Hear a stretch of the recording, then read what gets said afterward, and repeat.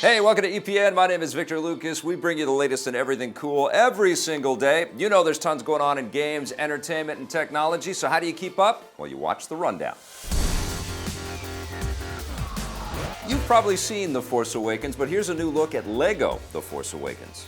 The first gameplay trailer for the blocky film adaptation has arrived. Lego Star Wars The Force Awakens retells the events of the film with players taking control of all of the best characters, including Han, Chewie, Rey, Finn, and BB-8.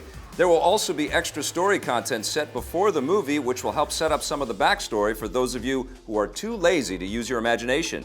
New gameplay mechanics are also being introduced. There's the new multi-builds feature that allows players to assemble different objects within the game that can be used to solve puzzles, take on your enemies, or escape trouble. How's that going to affect the way people play the game and then replay the game afterwards? I think it's nice because some of them are purely sort of cosmetic, where you'll have like an enemy you need to get past, and you'll build one of two silly things, and each time you play through the level, you'll only be able to see one of those. And so it's nice that, because free play's always been a big part of our games, going back through with all the characters unlocked and finding new things.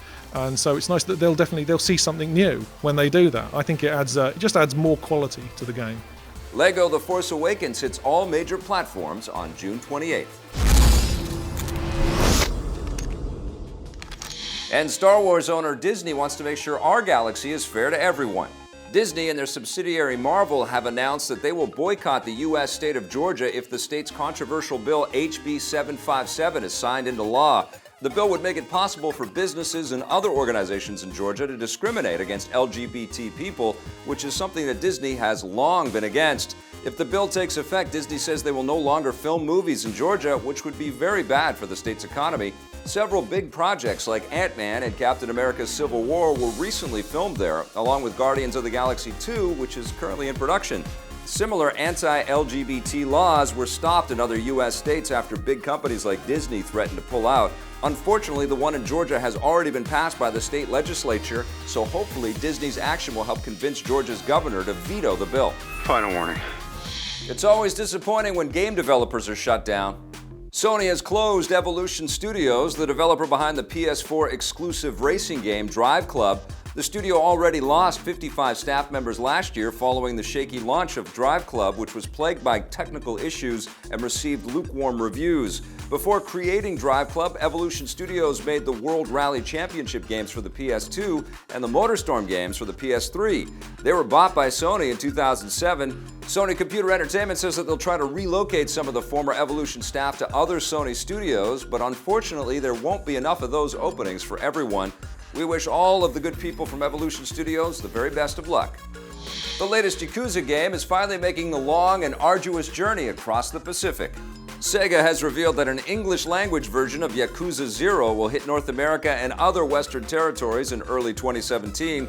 The game was first released in Japan back in 2015, which means we'll have had to wait 2 years, which unfortunately is normal for the Yakuza series.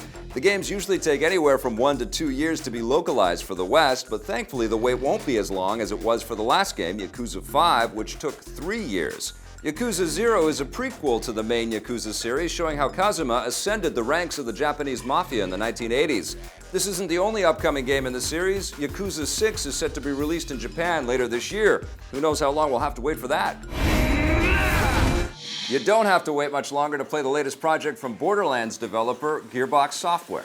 An open beta test for the new game Battleborn will kick off on the PS4 on April 8th, with the PC and Xbox One joining in a few days later on April 13th. The beta will end for all platforms on April 18th. This is a true open beta, so you don't need to pre-order the game to get in. It will include 2 multiplayer modes, along with 2 episodes from the game's story campaign. Battleborn is a multiplayer online battle arena or MOBA game played in a first-person shooter perspective, and there are dozens of different characters with unique powers, weapons, and playstyles. The final version launches worldwide on May 3rd. I am so ready to rock! That's it for the Rundown today. Thanks for watching, everybody. We'll be back with a brand new one tomorrow. Yeah? Did I get it? Yeah, you're good. Okay. Hey, thanks for checking out that video on our EPN channel. It's just one small part of the things that we make around here. So if you liked it, don't forget to check out some of our other vids and hit that subscribe button.